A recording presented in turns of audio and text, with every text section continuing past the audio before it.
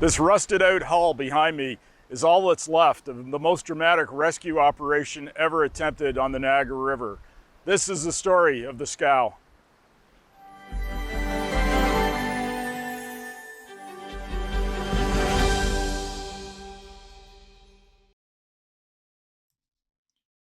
August 6, 1918. The First World War continues its brutal toll on the modern world. In Niagara Falls, New York, work continues on clearing sand and silt from the water intakes of the canals that supply hydroelectric power plants on the American side of the river. The Great Lakes Dredge and Docks Company are conducting operations near Port Day for the Niagara Falls Power Company. A mile upriver from the falls, the river's current here is rapid. To secure the scow barges that carry the collected sand, silt, and rocks upriver, where the contents are dumped into deeper parts of the river, the company has several tugboats on hand. But on this summer afternoon, the currents are strong and the river is unpredictable as ever. At 3:10 p.m. that afternoon, Captain John Wallace, in command of the tugboat Hassayampa, begins to tow a heavily loaded scow upriver. Suddenly, the tug grounds on a rocky shoal. The sudden stop, combined with the strength of the river currents, are too much for the steel tow line. It snaps as if it were made of thread. The 80-foot scow is now adrift and entering the rapids of the upper Niagara River. The falls are just 1 mile away. On board the scow are 2 deckhands. Gustav Lofberg is a 51-year-old who lives on Mackinac Street, upriver in Buffalo, New York. Before immigrating to the United States from his native Sweden, Lofberg traveled around the world as an ocean-going sailor. His co-worker, James Henry Harris, is a 40-year-old rigger, has 5 children, and also lives in Buffalo on Niagara Street.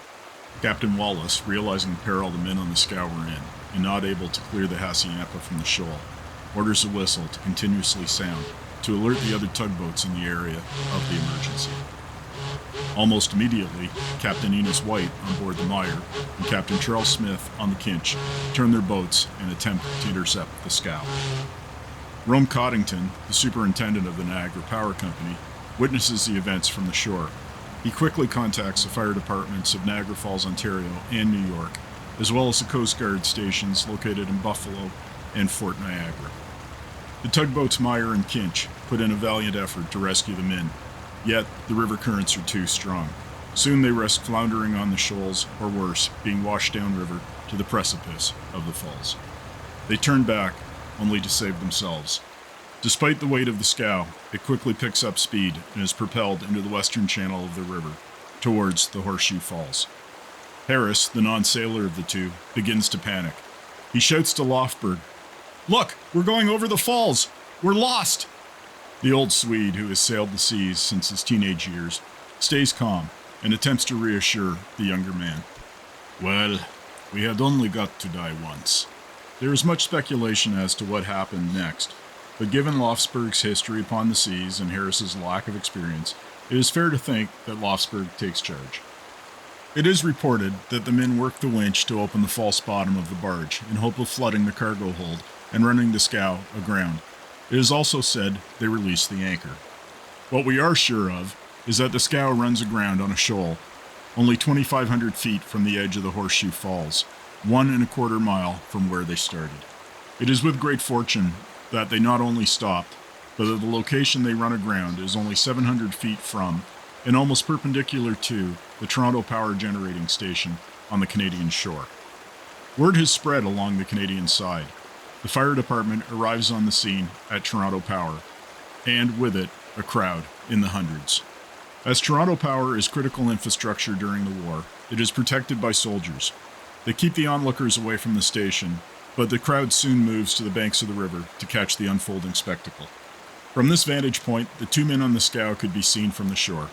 Lofberg ties a safety line to himself and can be seen attaching it to various stanchions as he moves. Harris, by contrast, connects a safety line to a barrel, thinking if he falls, at least the barrel may get stuck in the rocks. Various schemes are concocted by those immediately on the scene. A rescue boat was suggested by one, until another asked if the man who suggested it wanted to row out himself. Another proposed dropping a line by an airplane, but this was seen as impractical. Back on the scow, Lofberg and Harris are not idle. Under Lofberg's supervision, they use sledges to remove parts of the scow that will interfere with the lines they knew will be fired to them. Deck timbers are removed so that a windlass, used to haul lines aboard a ship, could be fashioned from the onboard winch. Chief A.H. Newman of the Niagara Falls, Ontario Fire Department leads his men to the roof of Toronto Power. His plan is to use a small life-saving gun to project the lightweight line to the men on the scow, which would be attached to a heavier line. Once connected to the windlass, Lofberg and Harris would reel the lighter line on the windlass. Once the heavier line was secured to the scow, a breeches buoy would be sent out. A breeches buoy is a harness used to transfer people from one ship to another or to the shore. They have been used for centuries and are still in use. Chief Newman discharges the gun towards the scow, but the line falls short by 300 feet. The firefighters retrieve the rope and try again, but their efforts fall short. Coast Guard Captain A.D. Nelson of the life-saving station at Fort Niagara has arrived. The fort was built by the French in the 1700s and has been in use ever since. Currently, along with the life-saving station, it is home to the U.S. Army and trains men for the war in Europe. Private Fred Dobney is driving a truck loaded with a larger Lyle life-saving gun, heavier rope, and a breeches buoy from Fort Niagara to Toronto Power. He arrives in 35 minutes in a 1918 Army truck. Google Map calculates the same route today over expressways in a modern automobile as a 40-minute trip. The fire department, Coast Guard, and Toronto Power employees set up a command post on the roof of the generating station. The larger gun is assembled, and with the first shot, the line passes over the scow. Lofberg and Harris quickly secure it to the windlass. On top of Toronto Power, the Coast Guard connect the heavier line to the one secured to the scow. Lofberg and Harris start to take turns on the makeshift windlass and begin the long struggle to haul the larger line the 700 feet to the scow. Each rotation of the winch is hard labor and only moves the line 3 inches closer to them. If the physical labor isn't bad enough, the rope sags and dips into the Niagara River. It quickly becomes weighed down with water, only to be dragged downriver by the current. It takes over 100 men on shore to pull the rope taut to keep it from being lost. If Lofberg and Harris are wet and exhausted on the scow, the rescuers on the roof of Toronto Power were sunburnt from the hot Ontario summer day. Furthermore, being on top of an electrical generating station producing over 100,000 kilowatts of power made an already hot day almost unbearable. 3 hours later, with twilight falling fast, the larger rope has reached the scow. 100 men who had pulled it taut continued their efforts and dragged the rope over the Niagara Parkway to secure it to the rails of the Niagara Street Railway. It is now 9:30 p.m., over 6 hours from when Lofberg and Harris's ordeal began. 4 large floodlights are set up to illuminate the scow and the lines. The rescue team attaches a breeches buoy to the line and slowly moves it out. It has to be done slowly as to not foul the line. However, despite their best efforts, the first attempt ends in failure around midnight. The lines are fouled, and it is impossible to continue in darkness. Not wanting Lofberg and Harris to think they are being abandoned, the rescuers quickly cut messages into cardboard sheets and place them over the floodlights, making improvised signs instructing them to rest. Meanwhile, Chief Newman and Captain Nelson try to formulate a plan for sunrise. But as all too often happens on warm summer nights in the Niagara Peninsula, a thunderstorm announces its presence. Luck is with them that night, as the threatening rain never arrives. But luck is with them in more ways than one. William Red Hill Sr. had just returned home from the European battlefields 3 days earlier, with 2 bravery medals to his credit. He had been fighting overseas with the Canadian Army for the last 4 years, but was sent home after being wounded and gassed in his final battle. A long stay in a field hospital had left him weak and severely underweight. He is told to take it easy and regain his strength at home. Red Hill does not take anything easy, ever. Before he joined the Army, if somebody needed rescue on the Niagara River, or worse, their remains needed to be pulled out of the rapids or the whirlpool, it was Red, the riverman, who got the call. In the Niagara Falls, Ontario telephone exchange, 717 was a Hill residence, but it was akin to a modern 911. But Chief Newman and Captain Nelson didn't need to call Red. He was already on the scene. He approached them and volunteers to fix the lines. At 3 a.m., he sets out. With the floodlights illuminating his way across the river, he begins the journey, clinging to the ropes. But this isn't the same riverman who attempted to save Elridge and Clara Stanton when the ice bridge collapsed in 1912. He is worn out and weakened by war.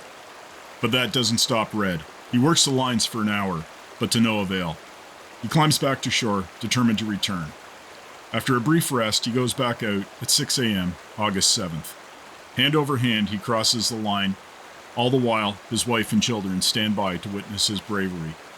He manages to reach the tangled breeches buoy, and once there, works for 2.5 hours untangling the lines. While doing so, he talks to Lofberg and Harris. He reassures them that he will get them off the scow. Working together, the three men unfoul the lines. It takes an extraordinary amount of time as they are all exhausted from exposure. Hill gets into the breeches buoy and is hauled back to the station. Captain Nelson sends the breeches buoy back out for Lofberg and Harris. It travels slowly to avoid entanglements. The crowd grows impatient with the progress and begins to shout advice to the rescue party. Nelson is unfazed. On the scow, the men pull the breeches line in.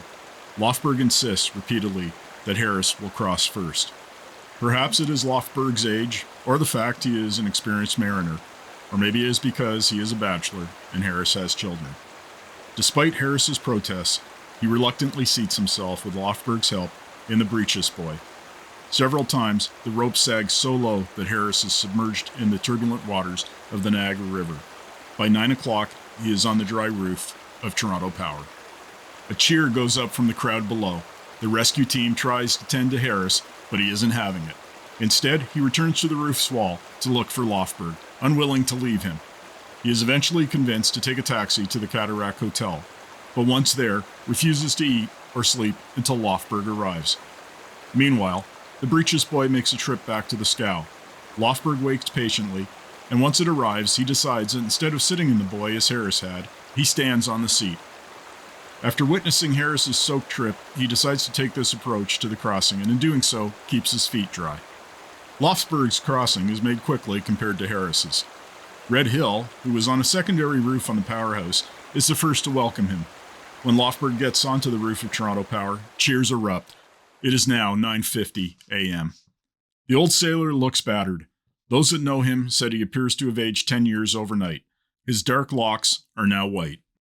As the rescue party attempts to get Lofberg off the roof into the hotel, he stops him, asking if any man has any chewing tobacco he can spare, as he ran out during the night. Reunited at the hotel, the two men embrace. An older woman, upon seeing them, proclaims, "Thank God you're saved. I prayed for you all night." In true Lofberg fashion, he replies, "It's a good thing somebody did. We didn't have the time." They are examined by Dr. Musgrove, who is surprised to find them in good shape with no visible injuries. They tell reporters they were going to go home for a rest and will return to work the following day, which they did. Rum Coddington, in the Buffalo Express newspaper, said on the 9th of August that no attempt would be made by either the Hydraulic Power Company or the Great Lakes Dredge and Dock Company to salvage the scow. While it was said the cost of replacing the scow would be in excess of $60,000 due to the price of wartime steel, it wasn't worth the risk of human life. James Henry Harris left the Great Lakes Dredge and Dock Company shortly after and took a series of jobs that were on dry land. He passed away in Buffalo in 1939. Gustav Lofberg remained a bachelor, but continued to work on the lakes, at least for a while. He moved to California and gave speeches about the ordeal. His nephew, Gus Lofberg Jr., graduated from the U.S. Naval Academy and commanded the USS Little in the Second World War. On the night of the 4th of September 1942, the USS Little challenged a vastly superior Imperial Japanese Navy force that engaged in shelling American-held positions on Guadalcanal. Lieutenant Commander Lofberg was listed as missing in action after the USS Little was set afire and sunk. He was posthumously awarded the Silver Star. The USS Lofsberg destroyer was named in his honor. Gustav Lofsberg died in 1946. William Red Hill was awarded the Carnegie Hero Fund Medal for his role in the rescue, along with the Royal Canadian Humane Association Medal. Many believe that if it was not for the efforts of Red Hill, the rescue of Lofberg and Harris would not have succeeded. Red Hill, the riverman, continued to rescue people from the Niagara River for years to come. William Red Hill Sr. passed away in 1942. The scow rested where it grounded for 101 years. Time and rust took its toll, leaving only one side, the side facing shore, somewhat intact. On Halloween afternoon, 2019, a storm flipped the scow, causing it to drift 150 feet downstream, where it once again grounded itself on the shoals. Will this be its final resting place? Only time will tell.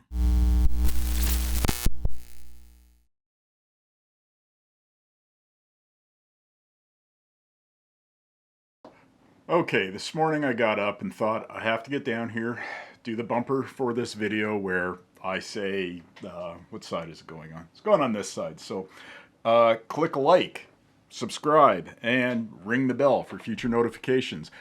And if you want to keep this history grad off the street and his cats and dog fed, please consider becoming a patron of the channel.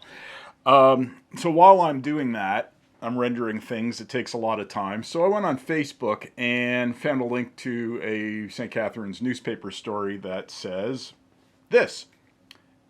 That's right. The scow broke in 3 pieces overnight. Guess cosmic tumblers were aligned with this video and boom, this happened. Now, whether this is the end of the story or not, I don't know. I don't think the iron's going to survive that much longer. The rapids are considerably strong, even though there's not as much water going over the falls as there used to be because of the hydroelectric generating power stations on either side of the falls drawing so much water out, which, has a benefit. We get power. The falls don't erode as quickly, so, in 10,000 years or whatever is left here or is evolved, we'll be able to see them. But alas, I digress. Anyway, just goes to show you, nothing's ever settled. New evidence shows up, or something falls apart even more. I don't think it's going to go over the falls, like I said. I think it will break down into further chunks. Little pieces may go over. I hope not, because the Maid of the Mist and Hornblower tours have their boats in the lower part of the river, which a lot of people partake in. And that would cause a hazard to navigation. If that were to occur, I'm sure the Coast Guard and the Canadian Coast, well, the U.S. Coast Guard and the Canadian Coast Guard would put a stop to it briefly and figure something out. That's it for this video. Thank you so much for watching. Leave a comment below. Tell me what you thought. If you have any ideas for future episodes, would love to hear them. And we'll see you next time.